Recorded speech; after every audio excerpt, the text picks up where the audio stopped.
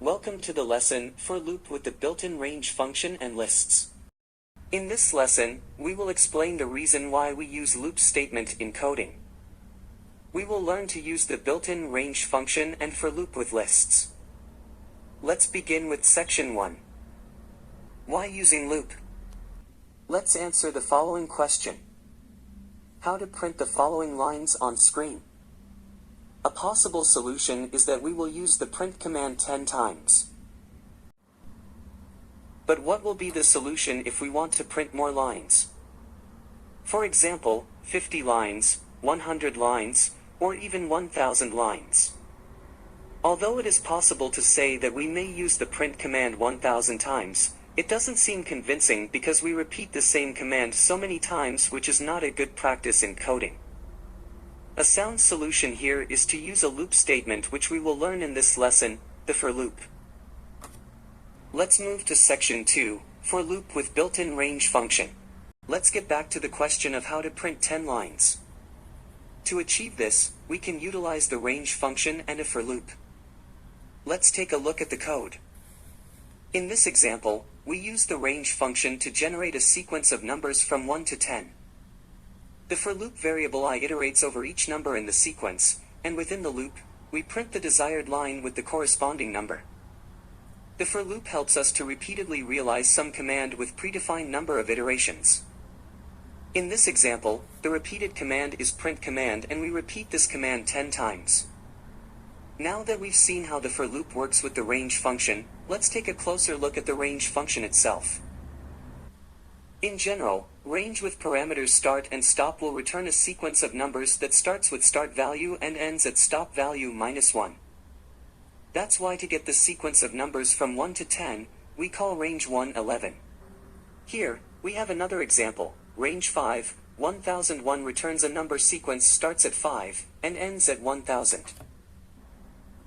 Now, if we want to print out only the lines with odd number, we will use the same for loop and add a third parameter in the range function as follows. In this example, we use the range function to generate a sequence of odd numbers from 1 to 10. Third parameter is called the step, and it is set to 2, indicating that we want to increment the numbers by 2 in each iteration. In general, range with 3 parameters start, stop and step will return a sequence of numbers that starts with start value, ends at stop value -1.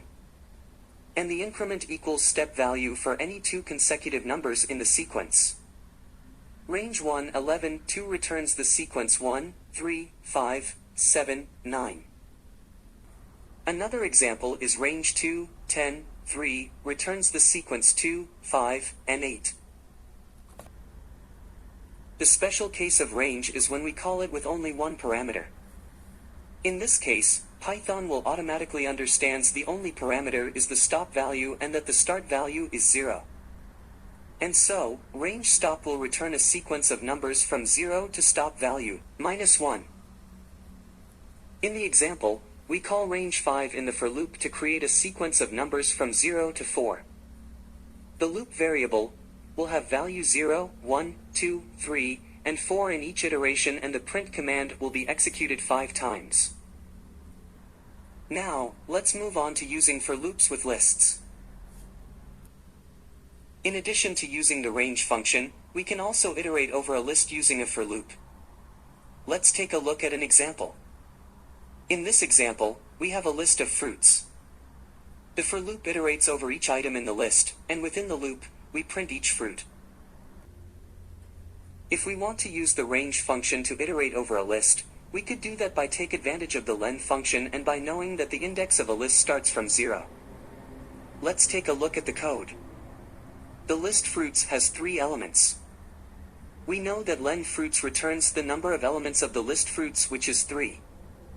So calling function range on number 3 as the only parameter is the special case that we have learned before. The result of range function on 3 is the sequence of numbers from 0 to 2. Consequently, for loop prints out the elements of list fruits with index from 0 to 2, all the elements of list fruits.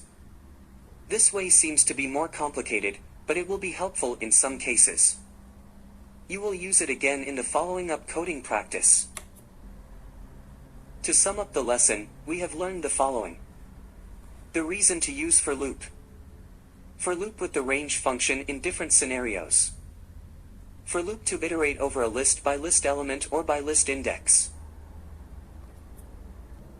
Goodbye and see you in next lesson.